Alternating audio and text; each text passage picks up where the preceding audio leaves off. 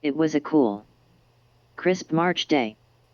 The day that I went to go meet with the man who was then my family doctor, to learn about what would devastate my life for a good few years, and damage my life forever. Even before I knew, I was anxious. Something was feeling very wrong in the pit of my gut. He had called me in and asked to speak with me personally.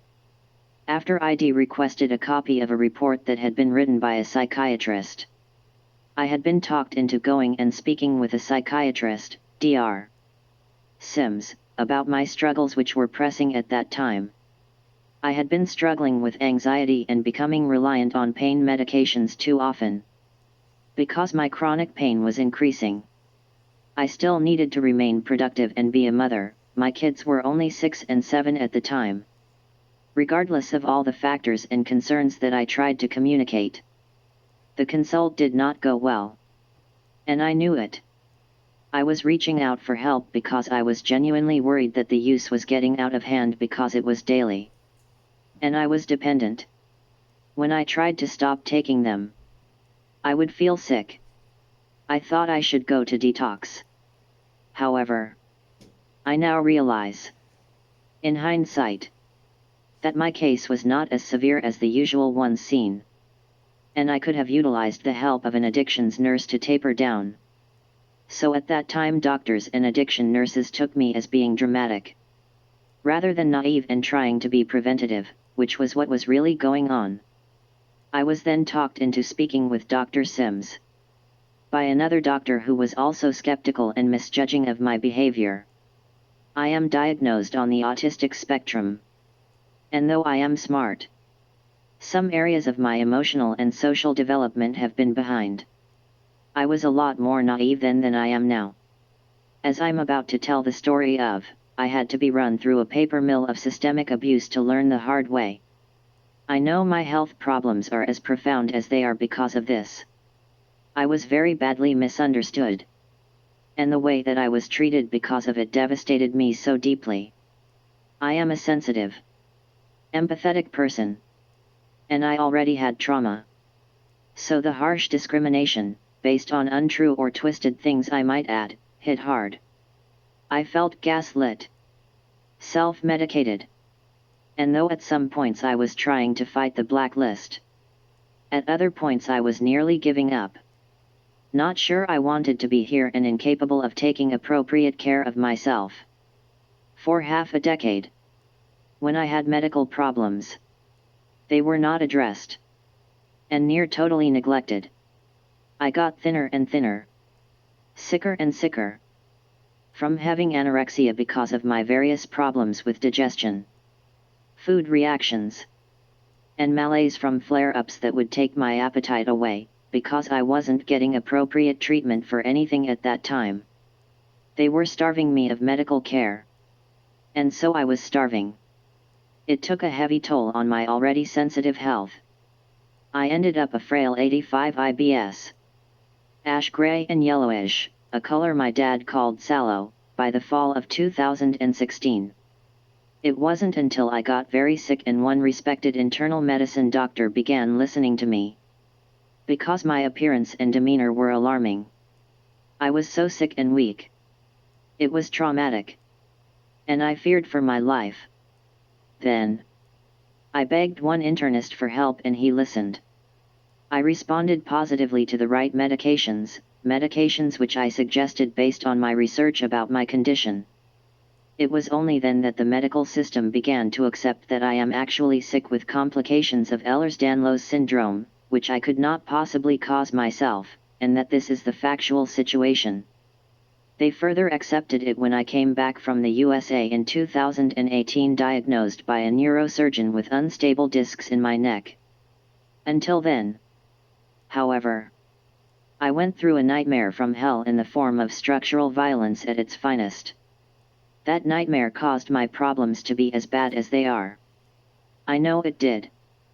My C-spine vertebrae likely became unstable for years of malnutrition and uncontrolled flaring when I already have weakened collagen from having Ehlers-Danlos in the first place. I had to go through the hell that this book is about. And now I have to live with damage that is extremely difficult to undo. This kind of thing is what happens when systems are not aware of. Or kind about insidious, less obvious, variations of autism in adults. Especially in women, women with insidious autistic spectrum conditions take the brunt of this discrimination.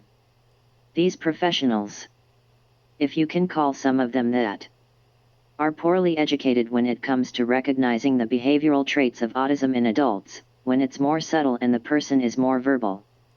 They grossly pathologize the adult autistic's behavior, and unfairly lump much of it into the personality disorder category. That is a common misdiagnosis for people in the spectrum, especially those with complex trauma in addition to autism. This is what had happened to me. I had been badly misread, and after speaking with Dr. Sims, I was having profound problems getting any medical professionals to listen to me. For years, I was so scared because my pain and strange but debilitating health problems were getting worse. I knew it was because of Ehlers-Danlos syndrome. There was so much that I wanted to do with my life. And I am a mother. So I just wanted answers and help in the form of solutions. Appropriate treatments for my ailments. That is all I wanted. The consult with Dr. Sims was sour. At several points I felt like I was being interrogated. It felt like her mind was made up and that she had some kind of agenda. I answered her questions while in a defensive mode, I didn't feel safe, and it seemed as though she was trying to put words in my mouth. I kept trying to correct her. But she didn't like that. She pretended to be courteous though. And called me dear. She even commented that my purple scarf looked lovely on me, but since I feel the underlay of people's expressions rather than noticing the surface one, I felt her internal rage. Frankly, I felt hate in that room. Albeit passive-aggressive. It was violent. Later in the story, I will go back to more about that consult, but for now I'll sum it up by saying that I felt very concerned about what she might write. I just had a really bad feeling in the pit of my stomach. I tried to ignore it. But it gnawed at me. Back to that day. The day I discovered the report. Again. Making the connection between how I felt about that consult and in the months after having an impossible time getting any medical help. I had called the GPS office and asked for the report that Dr. Sims had written. The secretary called back to tell me that he wanted to see me about it, to book an appointment with me in order to give it to me. I agreed. And booked the appointment. So that day I nervously went in to see him with my outreach worker Amanda. I had been taking outreach workers into doctor's appointments to try and have them be a middleman with communication. Though it wasn't really helping or working at the time because of the doctor's resentful attitudes about me bringing in an advocate. There was a great deal of unwillingness to accept that a quirky and seemingly outgoing, artsy kind of woman like myself could be autistic. Regardless of my doctor's disdain for her presence. Amanda sat next to me that day. Drive and strutted into the room with his shoulders back. A stern look on his face. And a large brown envelope in his hand. He looked at me and said, I hear you want your latest psychiatry report. I can give it to you, but I'll warn you, you're not going to like it. I shuddered inside. It's not what I wanted to hear. But ultimately I wasn't surprised. Well. I really need to see it, I stammered. It's just, I think I'm being misunderstood here. And I need to have a chance to defend myself. Drive, and Riley responded. His eyes looking away not only in disbelief but malevolent scorn at my response. Well. Okay. Here you go. Now. If you want to talk about this again. You can book another appointment with me next week, he said again in a stern voice. Okay, I muttered. At this point shaking and handing the report envelope to Amanda. We walked out. Back in the car we sat there for a couple minutes. Silent. I finally looked at her and said, you open it first and read it. I don't want to. Not first, okay. Sure. If you want me to, she responded. She proceeded to open the envelope and pulled out the report. A minute of silence went by before she gasped and said, "Oh my God. Oh my God, Rosie. I don't want you reading this." I know. I don't want to either, but I have to," I retorted, as I reached my hand out to grab the report. My eyes fixated on the pages. They scanned over the paragraphs. My brain processed what was written, and as the words sunk in: fakes and feigns. Elucidates for attention. Claims she is an aspie and that her husband is too. Claims she is a girl outside the box, blog name, and she was just a little girl with Asperger's. Fancies herself a blogger, mockery. The list of numerous medical maladies, list. Written in a way sounding more dramatized and bad than I had even described: diagnosis, severe factitious disorder of the physical and psychological types, faking everything physical and mental. Even trauma. No point in providing counseling, she will just go on about her medical maladies. Claims she has trauma but could not seem to describe it. I felt like I had been pelted in the stomach with a rock. And shot in the back of my shoulder with a bullet. What? At first I mumbled, shaken in shock and in disbelief. It felt that I was reading about somebody else. Not myself. It couldn't be, that's not me. What? I then shouted. Stunned. Enraged. What? I said again. At this point flat out yelling. I know. I told you, Amanda sighed with her head down. Oh my God. Amanda. Oh my God, tears began streaming down my face. Then I went blank. I couldn't hear anything. All fell silent for a couple minutes as tears streamed down my face and I stared blankly ahead. And it felt like the wind was knocked out of me. Rosie. Rosie? Amanda uttered. Concerned. Then I came to. And I turned back to Amanda. Angrily shouting, Amanda. She said that I'm a liar. That I am a lie. She says everything that I am is fake. She said I am faking not just being sick, but being autistic. No. How could I even do that? Amanda? It's me. Damn it. It's me. I cried and shook. She said I am faking who I am. Oh my God. Jesus effing ch. I knew it'd be bad. But this? How can she even do this? Amanda? I am diagnosed autistic. Amanda. I have childhood video footage. And Dr. Telford said my skin is Ehlers-Danlos. Amanda. How can I fake this? I screamed. I know. I know. Amanda sighed again. Her face downtrodden.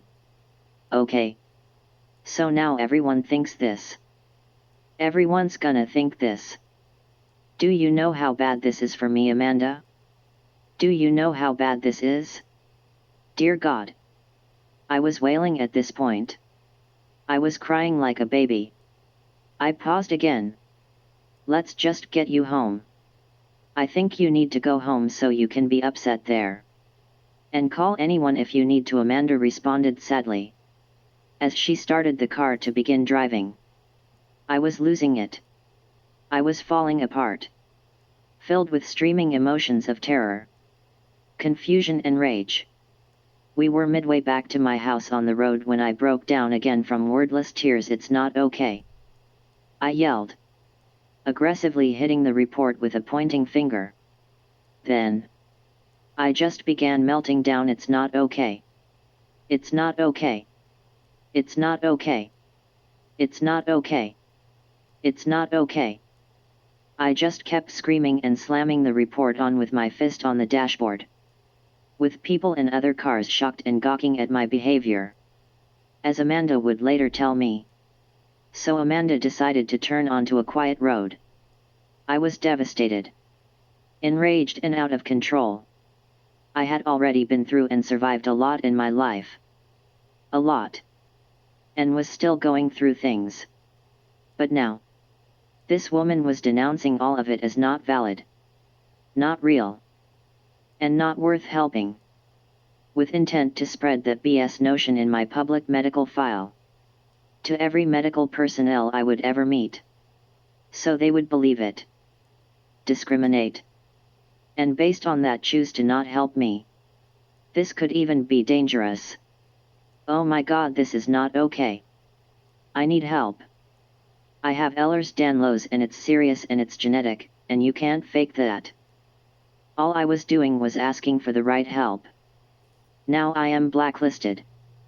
Blacklisted. It's not okay. I am real. I am. Damn it. I just kept wailing. Okay. Okay. Oh my gosh. Okay, Rosie, settle down, Amanda said in a panicked, deeply concerned voice she was attempting to soften. She then pulled up to a quiet, vacant park of some sort with a bench and small open field. I need air. I need some air, I cried, flinging open the car door. Okay. Okay, Amanda replied again, as she was picking up the phone to call her company's facilitator. Maureen. I jumped out of the car and began rapidly strutting forward, crying heavily, fluid coming down and all over my face. I abruptly paced forward all the way up the long street before calming down a little and turning around, sauntering back, shoulders down, sighing and sobbing. When I returned, Amanda was on the phone. I know. She's really upset. I just don't know what to do. Should I call anyone? I was just trying to take her home. Okay. Yeah. Okay, and she held the phone out to my direction. Rosie. It's Maureen. She just wants to talk to you for a minute. Then, maybe we can take you home. Okay? I reluctantly took the phone, yet I said, sobbing and quivering, Rose, do you understand what factitious disorder is? Maureen patronizingly queried, as if I were an idiot who didn't have any understanding of what was happening. I filled back up with rage. Yeah, of course, Maureen. I do know what that is. And I do not have that. Period. Ugh. I yelled back at her. Well, I wasn't really sure you understood .. I cut her off and sort of walked away from the phone. Voice raised, oh my God, Maureen. Really? Who talked to you? Huh? Are you kidding me? What? You don't get me either? You think what I am is all some kind of act? That's just not fair. And you're wrong. You're all wrong, I cried, disgusted and angry at Maureen. That is just not fair. Maureen. She doesn't get autism because she even said herself that she doesn't have much experience with autistic adults. But I am autistic. And she just doesn't get it, so it's easy for her to take it in. Ugh. I thought. Amanda knows it. Amanda spends more time with me and she knows autistic adults. I guess Maureen doesn't. I can't get her to get me. You don't get me. So you're going to listen to them? You piss me off, Maureen. Leave me alone. I cried while walking away, infuriated. Just. No. I angrily stated to Amanda, who was talking to Maureen, and then said okay. Bye. Amanda looked secretly disappointed in Maureen while trying to remain neutral, as Maureen was technically her boss. Maureen had made me even more upset again. Just as I was beginning to calm down, I had continuously struggled to communicate with the woman. In desperation, in fact. So she could advocate for me. Clearly she didn't get it. This just added to my pain immensely. Someone who is supposed to be my ally is not on my side? At that point I ran into the park field. I crouched down on the grass and just cried and rocked. No. No, I moaned. I sat there for a few minutes, frozen in time. Then I looked back at Amanda, and got up. I heaved a big sigh and got back in the car. Okay, I quivered meekly. Take me home now. Just take me home. Please. Of course, Amanda nodded, and then added a genuinely compassionate I'm sorry. Rose. I'm really sorry. You've got to get through this. Somehow. I need my dad, I sobbed. I've got to call my dad, he's a retired lawyer, hell know what to do. I just need my dad, I kept sobbing. Yeah. Good idea, call your dad, Amanda agreed. We pulled up at the front of our townhouse, and I opened the door to quickly get out. I just wanted to go home. Okay. There you go, you gonna be okay? Take care. Okay? Amanda ended with. Okay. Thanks, I softly replied and shut the door. I rushed into my house and picked up the phone.